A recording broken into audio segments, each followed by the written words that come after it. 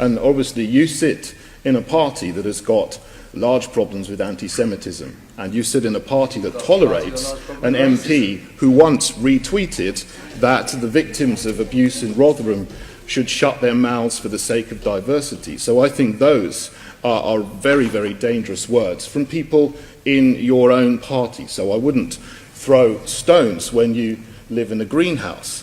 But you the idea of being lectured about racism by UKIP representatives. You seem, but you seem to have, a certain personal animosity to President Trump, and he's coming to this country.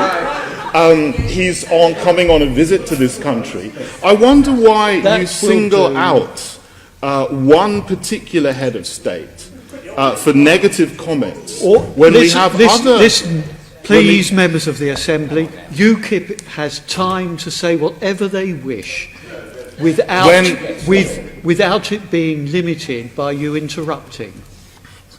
We have other heads of state visiting this country this year. We had the head of state of Saudi Arabia visiting this country. You said nothing about Saudi Arabia's policies and culture in that visit. And you've said, when you were talking about President Trump, Londoners hold their liberal values of freedom of speech very dear.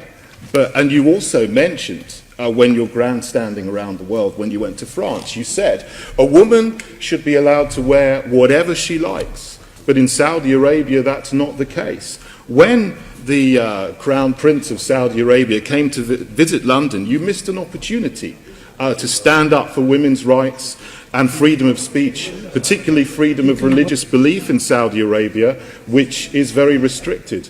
Why do you keep mentioning President Trump, but you decided not to say anything about those issues in Saudi Arabia? What's the difference?